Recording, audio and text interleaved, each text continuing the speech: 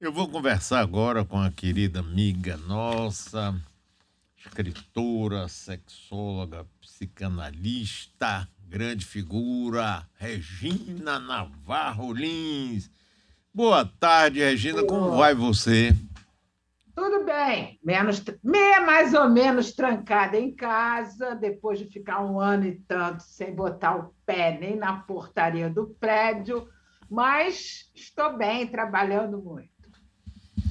Regina, essa história de casamento por amor romântico, como foi que surgiu isso? Foi sempre assim? As pessoas se casavam, sempre porque amavam um ao outro, aquela coisa assim. Como é que é essa Não, história? Mário, esse tipo de amor surgiu no século XII, mas não podia entrar no casamento. Os casamentos eram feitos pela escolha da família, né? Por questões econômicas, políticas.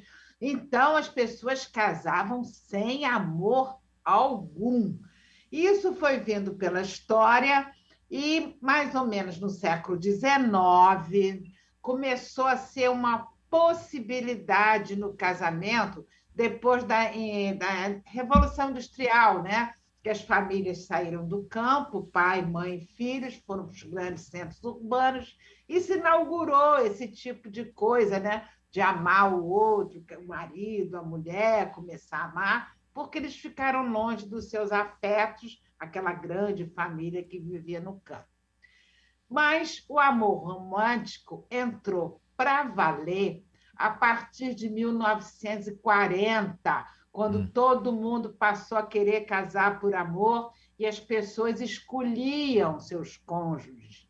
Quer dizer, e tudo isso muito incentivado pelos filmes de Hollywood, né? Ah, sim! Você lembra da Doris Day, do Rock Hudson? Quer dizer, aquelas histórias melosas incentivaram muito. Eu sou uma grande crítica desse tipo de amor, mas eu gosto de ressaltar que amor romântico não é mandar flores. Mandar flores é ótimo, assim como jantar à luz de velas, dançar olho no olho, levar café na cama, tudo isso é ótimo. O que eu critico são as expectativas e os ideais do amor romântico, porque esse tipo de amor, porque o amor é uma construção social, em cada período da história se apresenta de uma forma. Se você for olhar o amor na Grécia clássica, na Idade Média, no século XVIII, é bem diferente. Século XVIII, o amor se tornou ridículo. Ninguém queria ser escravo das emoções. No século XIX, foi a era do romantismo. Bom, eu critico porque esse amor é calcado na idealização. Você conhece uma pessoa, atribui a ela características de personalidade que ela não possui, aí você casa, é impossível manter a idealização, você começa a ver aspectos no outro que você não admira, não gosta, e aí vem o desencanto. Além disso, esse amor ele prega uma coisa terrível, ele prega a fusão, diz que os dois vão se transformar num só, que é um absurdo, não é? Não haver respeito à individualidade do outro. Às vezes você conversa com um casal, você fica impressionada como um se mete na vida do outro, né? O que você tem que dizer para fulano, que roupa você tem que vestir, essa roupa não está boa, enfim. E também ele diz que um vai ter todas as necessidades atendidas pelo outro, que é mentira, por isso você vê tanta mágoa nos casamentos, porque as pessoas casam acreditando no amor romântico e acreditando que nada vai lhes faltar, um vai corresponder todas as expectativas. Agora, prega algo que gera muito sofrimento também. O amor romântico afirma que quem ama não se interessa por mais ninguém. Quem ama não transa por mais ninguém. Então, eu tenho 48 anos de consultório e eu vejo o sofrimento das pessoas quando descobrem que seu parceiro ou parceira se relacionou com alguma pessoa, mesmo que tenha sido passageiro, num fim de noite, em outra cidade, Mas não, porque aí é a certeza de que eu não sou amado. Aí o sofrimento é terrível. A grande notícia, assim, eu acho muito boa notícia, é que esse tipo de amor está saindo de cena. O amor romântico, que é um tipo de amor, porque a busca da individualidade é uma característica da nossa época. Todo mundo quer fazer uma viagem para dentro de si mesmo, saber suas potencialidades, suas possibilidades na vida. A busca da individualidade, que é ótimo, bate de frente com o que esse amor propõe. Esse amor propõe a não individualidade. E, ao sair de cena, está levando com ele a sua característica básica. Qual é? Um amor que diz que os dois se transformam num só, que um só tem olhos para o outro, que não tem graça nada se o amor, se o parceiro ou parceira não estiver presente. A sua característica básica é exigência de exclusividade. Então, ao sair de cena, está levando essa exigência, está abrindo um espaço para as pessoas viverem novas formas de amar. Relações livres, poliamor, amor a três, são formas de amar que não estão calcadas na exigência de exclusividade. E elas estão crescendo. E eu acredito que daqui a algum tempo, menos pessoas vão querer se fechar uma relação a dois e mais gente vai optar por relações múltiplas. Quer dizer, vai predominar. Da mesma forma que hoje predomina quem diz que quer se fechar numa relação a dois, que quer monogamia, eu acredito que daqui a um tempo isso vai ser invertido. Vai predominar pessoas tendo relações múltiplas. Gina, essa coisa desse amor romântico, que os Estados Unidos, inclusive, influenciaram muito com aqueles filmes que a gente sempre espera, o happy end. Todos foram felizes até o fim. Isso tudo é uma grande ilusão, né? Uma grande ilusão. E vem a decepção. Agora, ao mesmo tempo, Regina, eu fico pensando o seguinte: como é que tem casais que vivem anos e anos e anos, mas não são poucos, não, são muitos que vivem, no meu entendimento, de uma forma hipócrita, porque eu não acredito nessa monogamia da Lígia, está casada há 20, 30 anos só com a mesma mulher, o marido só com você. Como é que eles conseguem Olha sobreviver? só, existe o seguinte, existe muita acomodação, Hum, porque separar não é simples, né? E as pessoas, elas têm medo de se desencantarem com a fantasia do par amoroso. Agora, entram várias razões num casamento. A dependência emocional. A dependência emocional se confunde com o amor. Você encontra casais casados há 30 anos, 40 anos, mas a gente não conhece de perto, né, a relação que eles vivem. Muitas vezes são relações de poder e as pessoas têm dificuldade de separar, as frustrações vão se acumulando, acumulando, e as pessoas vão se convencendo de que todo casamento é assim, que isso é normal, porque as separações só começaram depois que o amor entrou no casamento, né?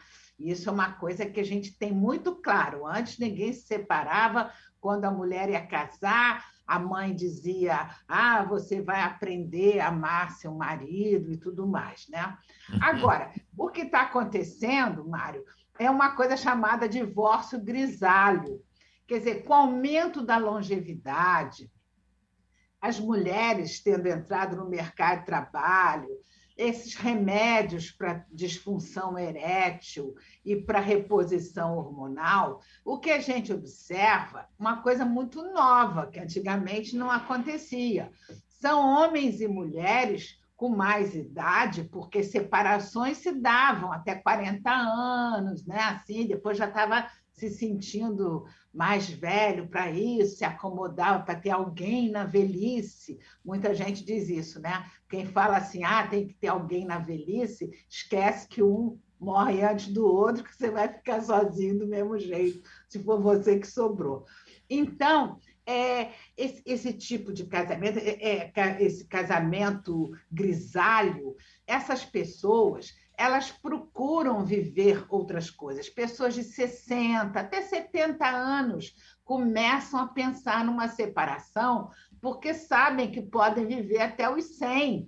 Então, querem aproveitar um pouco da vida. Tem uma matéria que eu vi há muito tempo do New York Times, em que um advogado conta dos seus pacientes que se separam depois de uma certa idade, e um vai fazer curso de comida escandinava, outro vai viajar, o outro vai não sei aonde, aprender a dançar, enfim, está mudando. Nós estamos no meio de um processo de uma profunda mudança nas mentalidades. Mentalidade é a forma de cada época e cada lugar pensar, viver, desejar, se comportar.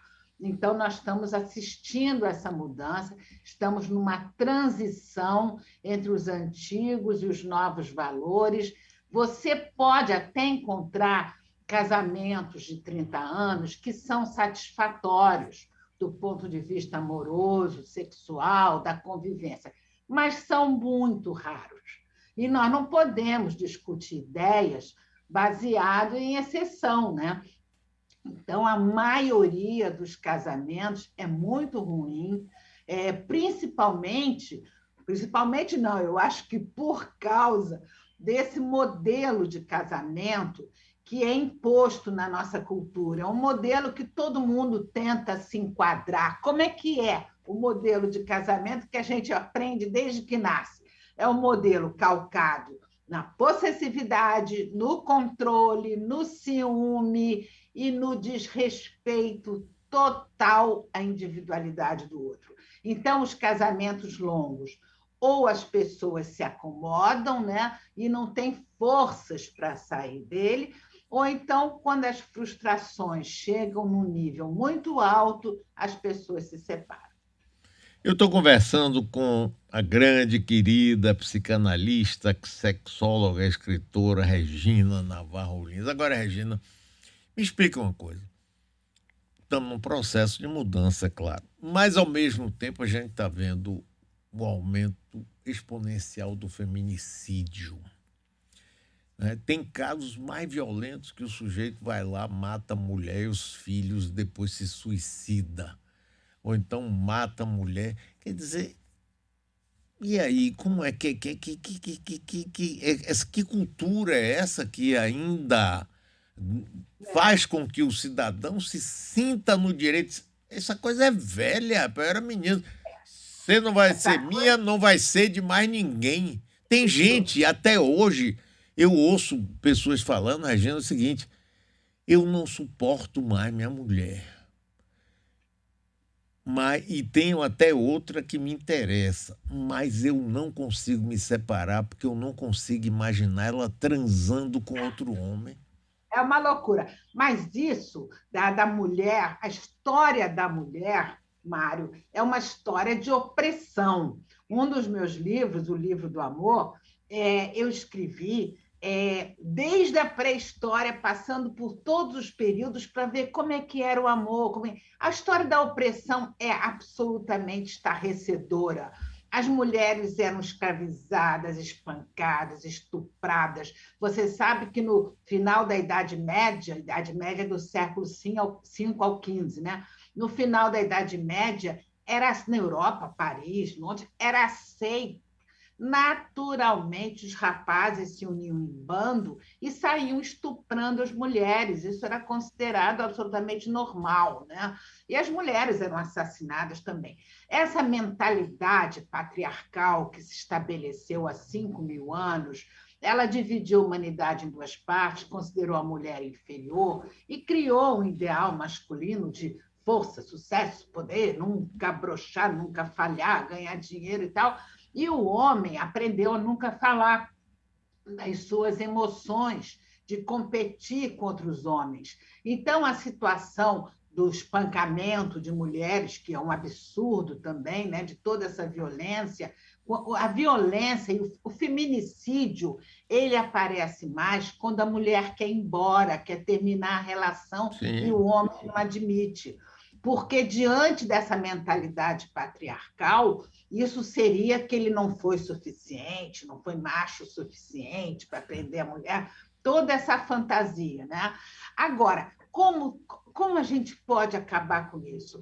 Eu imagino que a única forma é que as escolas, que haja realmente um projeto amplo de conscientização do que é essa mentalidade, como ela é nociva para as mulheres, mas agora a gente vê também que é nociva para os homens, porque um homem corresponder a esse ideal masculino é muito difícil. Imagina, Mário, força, sucesso, poder nunca falhar em nada. É isso É mesmo. impossível, os homens estão exaustos. Então, eu acho que as escolas têm que trabalhar isso com os pais, com os professores e com os próprios alunos. Eu não consigo ver outra forma de acabar essa violência contra a mulher.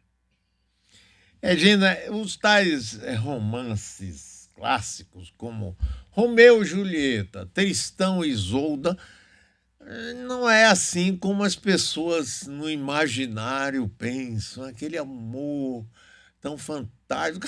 O caso para Romeu e Julieta foi uma série de trapalhadas que levou à morte dos dois. Teve nada de uma morte. Ah, eu vou morrer porque sem ele eu não vivo. Mas na cabeça das pessoas ficou isso, não foi? Ficou. Tristão e Isolda é a primeira história do amor romântico, né? No século XII.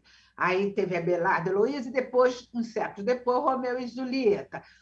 A questão do amor romântico é que ele é regido pela impossibilidade. Se você for olhar Tristão e Isolda e Romeu e Julieta, você vê que era proibido, era uma coisa difícil, né? Então, como é que isso a gente percebe o resquício dessas ideias hoje?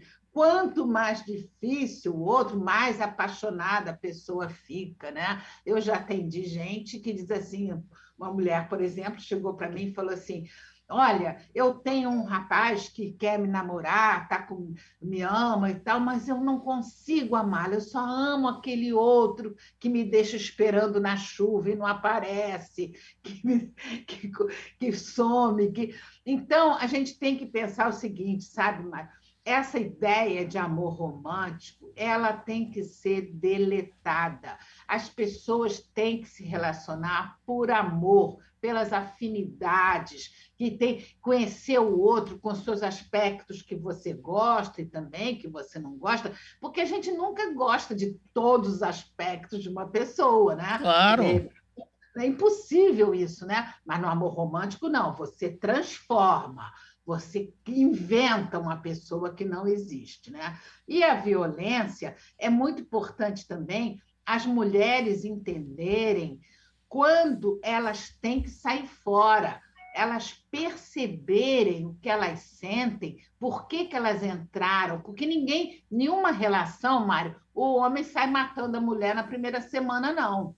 Começa com assim violência psicológica, é uma ironia, é um deboche, é uma crítica. Essa violência vai aumentando. Aí, por conta do amor romântico, muitas mulheres aceitam, achando que faz parte. Ah, ele é assim, ele me deu um tapa, mas depois ele chorou, pediu desculpa. Gente, isso vai acontecer sempre. Então, vai num crescendo. Então, a mulher tem que perceber para ela poder ter forças para sair de uma relação abusiva e não se acomodar a isso. Regina Navarro Liz, olha aqui, tem um ouvinte que diz o seguinte: eu achei engraçado. Eu acabei de descobrir, pelo que a doutora Regina falou aí, porque ainda estou com meu marido. É porque eu não o amo, simples assim. Por isso estamos juntos há tanto tempo, 20 anos. É, o que acontece é o seguinte, eu acho que é muito bom a gente amar o marido, e a mulher. O problema é que as pessoas confundem amor com amor romântico. Então, por exemplo, o sexo no casamento. O sexo, Mário, é o maior problema vivido no casamento. E eu sempre digo assim: não tem problema nenhum se viver sem sexo no casamento. Eu não vejo problema nenhum, se os dois estão confortáveis com a situação. Então, a pessoa pode estar 20 anos, não amar, não ter sexo, não amar, mas tem que ter pelo menos um afeto, né? Tem que ter pelo menos uma companhia agradável. Você pode não amar dentro dessa invenção do amor romântico, mas você pode querer bem, gostar da convivência, mesmo sem ter sexo, se os dois estão satisfeitos. O problema do sexo no casamento, por exemplo, para ilustrar casamento de 20, 30 anos, é que geralmente uma das partes quer sexo e a outra parte não quer de jeito nenhum. O que eu mais ouvi no consultório essas décadas todas foi uma mulher chegar, sentar no sofá e me dizer: amo meu marido, não quero me separar, melhor pai, melhor companheiro, viajamos, temos amigos, fazemos almoço, jantar e tal, mas eu não tenho a menor vontade mais de fazer sexo com ele.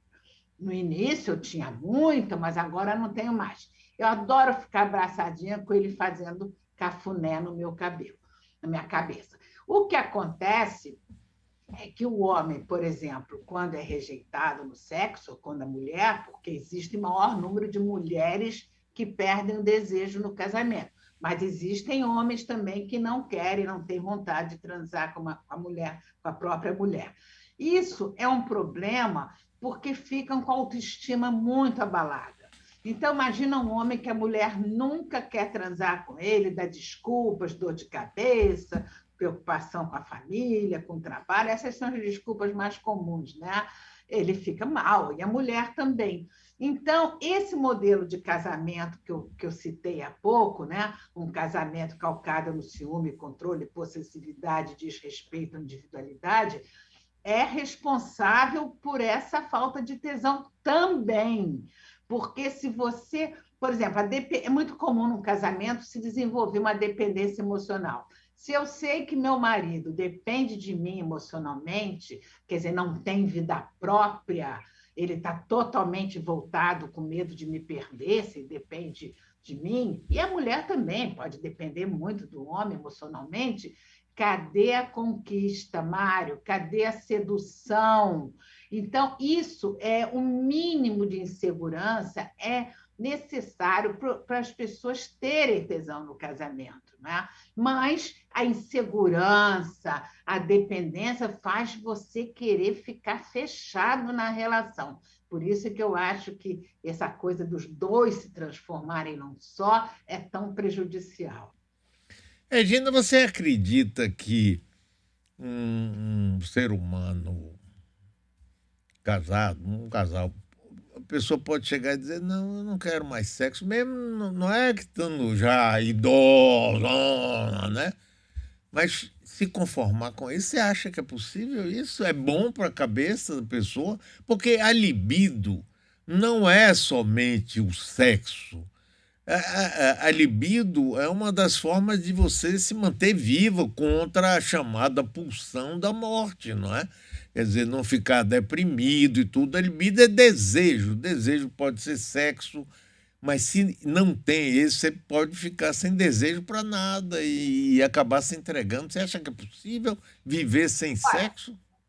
Eu acho que, geralmente, a gente tem hoje muitos trabalhos feitos em vários países do Ocidente que mostram que o sexo frequente evita uma série de doenças. Então, doenças físicas e emocionais. Mas hoje, a gente dá uma possibilidade de respeitar a maneira de cada um viver. Você já vê que tem grupos que se dizem assexuados, não têm vontade de transar. Nos casamentos, o que você observa, na maioria das vezes, é que a mulher ou o homem, eles não têm desejo pelo parceiro fixo ou parceira. Mas eu tive uma paciente que o casal me procurou, e casado há 5 anos, e ela não tinha desejo algum. Isso deixava o marido muito mal, mas ele tentava justificar, dizendo que ela teve uma educação repressora, que era isso.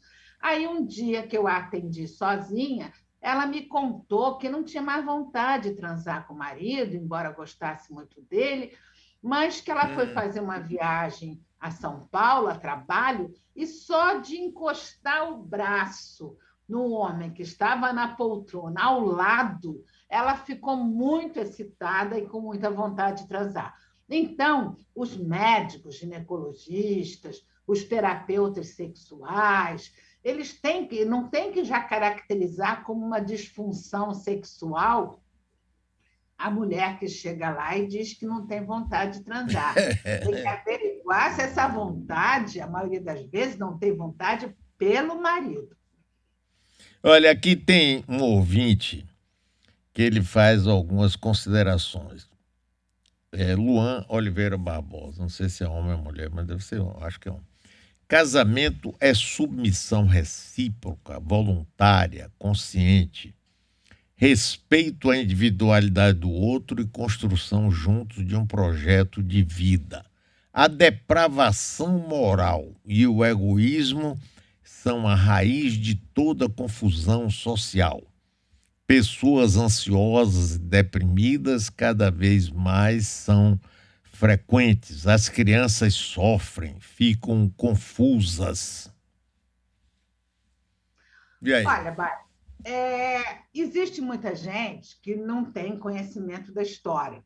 Então, por exemplo, nunca houve um momento na história que as relações entre as pessoas, seja no casamento, seja entre amigos, foi melhor. Nunca houve, né?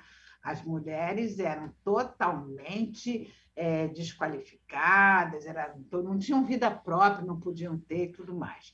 Então, a gente tem que mudar muita coisa. Agora, quem desconhece a história não sabe que em cada período o amor se apresenta de uma forma.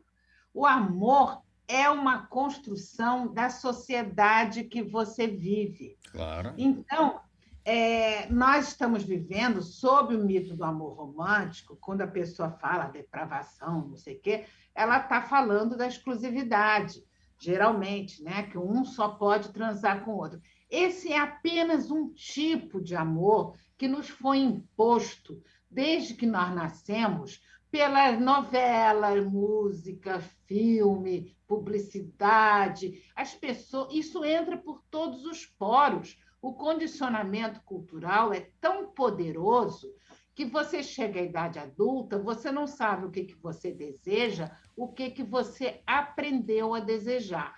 Então, na crítica ao amor por mais de uma pessoa, ou à relação por mais de uma pessoa, eu faço muitas lives, né, Mário? Aliás, eu convido os seus ouvintes todos a participar no Instagram, Regina Navarro Lins. Eu faço bastante live, dou cursos. Então, Ótimas, ótimas. Eu também recomendo muito. que bom! É. Então, eu recebo muitas perguntas assim, ou muitas críticas, que dizem assim: mas esse tipo de amor por mais de uma pessoa é superficial, é amor líquido. Aí eu digo assim, gente, vocês não amam vários amigos? Eu tenho 3, 4 amigos que eu amo muito. Então, quer dizer, que podem me ligar de madrugada se tiver com problema, que eu quero bem, acompanho a vida, acompanho minha vida. Não é nada superficial. Por que, se você tem essa amizade mais erotismo, vai ser superficial? Por quê? Então, quer dizer, na verdade, a imensa maioria das pessoas não reflete sobre as questões que se apresentam. A imensa maioria repete o que ouviu e vai passando para frente, né? Então, isso é um problema, porque é fundamental que todo mundo reflita sobre as crenças aprendidas, sobre os valores aprendidos, para conseguir se livrar dos preconceitos, do moralismo. O moralismo vem de cima e diz: isso pode, isso não pode, isso é certo, isso é errado. Mas cada vez mais as pessoas estão podendo escolher sua forma de viver, o que é muito bom. né? Porque sempre tiveram que se enquadrar em modelos. Quem não se enquadrasse seria discriminado. Eu me lembro que, na minha infância, aqui no Rio de Janeiro, em Copacabana, existiam muitas escolas que não aceitavam filhos de pais separados. Olha que Isso loucura, é. né? Então, hoje não é normal um casal se separar, então as mentalidades mudam. Daqui a 30, 40 anos vai ser totalmente diferente, porque se alguém chegasse nos anos 50, 60 e dissesse que, olha, daqui a umas décadas as pessoas vão se separar, não vai ter problema, iam dizer que a pessoa estava louca, porque separação era uma tragédia familiar, era uma coisa horrorosa. A mulher era taxada de vagabunda, os filhos não eram convidados para os aniversários dos coleguinhas. Imagina! Então, as mentalidades mudam. A gente tem que sintonizar com o momento que a gente está vivendo e não ficar arraigada aos padrões tradicionais e querer botá-los na vida. Agora, os conservadores têm um problema, né, Mário? Eles não querem só escolher seus valores, o que pensam, sua visão do mundo. Os conservadores, eles querem escolher para eles, mas querem que os outros escolham o que eles escolheram para eles. Então, essa questão de cada um poder escolher sua forma de viver é muito bom, quer dizer, essa questão é muito boa, né? Essa decisão da nossa cultura, porque os padrões tradicionais não estão dando mais respostas satisfatórias, e aí está se abrindo o espaço para cada um escolher sua forma de viver. Se você quer ficar casado 40 anos com uma pessoa e só fazer sexo com ela, está tudo certo. Mas se uma mulher quiser ter 3 maridos, também está tudo certo. Cada um escolhe como quer viver, né? Ô, Regina, eu quando me separei de minha primeira mulher, eu tinha um filho de 2 anos, foi há 51 anos atrás. Eu só não fui crucificado em praça pública por pouco, porque todo mundo me achava um criminoso, um não sei o quê, que eu deveria manter um casamento com uma pessoa ótima, até hoje me dou muito bem com ela, mas que não era o meu anseio de vida, né? E o que eu vejo é o seguinte, para mim, o pior disso tudo, Regina, não sei se você concorda, é a falta de respeito à individualidade. Quer dizer, a pessoa tem que saber tudo o que você faz, que hora você faz, quer ver seu telefone, quer ver seu computador, porque você pode perfeitamente, por exemplo, estar bem casado, ter sexo com seu marido, com sua esposa, mas pode também, eventualmente, ter aqui e ali alguma outra coisa, desde que seja feito também dentro de um respeito, para não expor a pessoa. Agora, para isso acontecer, precisaria que as pessoas tivessem consciência de que não é dona do outro, que não se fundiram numa pessoa só. Exatamente. Olha, Mário, eu só acredito que uma relação pode ser realmente satisfatória se houver respeito total ao outro, ao seu jeito de pensar, de ser, de se comportar, as pessoas serem livres, né, no ir e vir, as pessoas poderem ter amigos em separado, né? Não sou obrigada a gostar de todos os amigos do meu marido, nem ele dos meus amigos, Sim. né? As pessoas poderem ter programas independentes e não ter controle algum da vida do outro.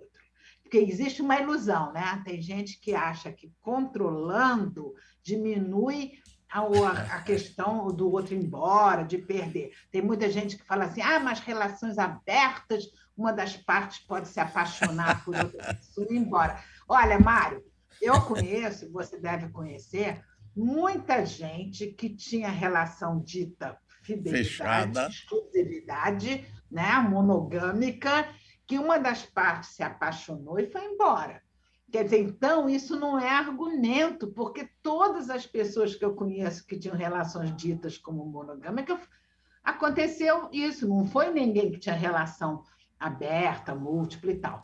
Então, pode ser, mas as relações abertas diminuem essa ideia de você encontrar a pessoa certa, uma gêmea, a metade da laranja, essa idealização, né, de que só existe uma pessoa no mundo que possa te interessar. Agora, é um processo, toda mudança não é assim, de repente, e também não atinge a todos no mesmo momento. As pessoas vão mudando. Você, não sei se você lembra, se eu já falei com você isso, mas em 1972, a Leila Diniz foi um escândalo, porque Ai, ela me estava lembro. grávida e botou biquíni na praia sem usar uma batinha que as grávidas Isso, usam. linda com aquela barriga, linda, linda. Ó, a Leila Diniz foi na frente, porque ela foi xingada, perdeu papel em novela. Oh, Agora, depois dela fazer isso, nunca mais as mulheres usaram batinha. Todas vão para a praia com a sua barriga à mostra. Então, a mudança de mentalidade sempre vai alguém na frente, que é muito atacado, mas depois vem o resto atrás, né? a gente vai passando por esse processo. Agora, até no Brasil, como nós estamos vivendo um momento de extremo conservadorismo, pelo menos parte do governo, isso atrasa esse movimento, é normal, mas também passa. Tudo passa. A história não tem quem segure a história, nem a evolução. Eu acredito que a gente vai chegar, mesmo que demore um pouco, a relações mais livres, felizes, sem estar com nenhum tipo de estresse, não é? Aquela Culpa, né, coisa. Mário? Porque a culpa limita a vida das pessoas. Perfeita, As claro, claro. pessoas têm muita culpa. Você sabe que essa história de monogamia, não monogamia, está sendo muito discutida no Ocidente, né? Então, existem perguntas do tipo assim: a monogamia realmente é melhor que a não monogamia? Então, tem uma pesquisa da Universidade de Michigan que mostrou que essa ideia de monogamia está tão dentro das pessoas. Ah, sim. Tem gente que me escreve assim: ah, eu sou casada e transei com outro homem. Não, eu transei com um homem casado. Será que eu sou mau caráter? Então, essa história de monogamia é tão forte que essa pesquisa na Universidade de Michigan concluiu que até os cientistas, até os pesquisadores, quando vão tratar desse tema, eles inconscientemente colocam a monogamia como superior.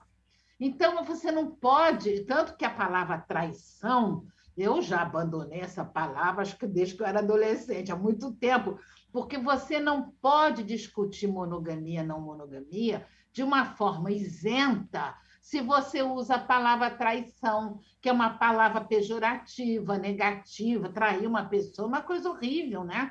Então, enquanto as pessoas usarem a palavra traição, essa discussão não fica isenta.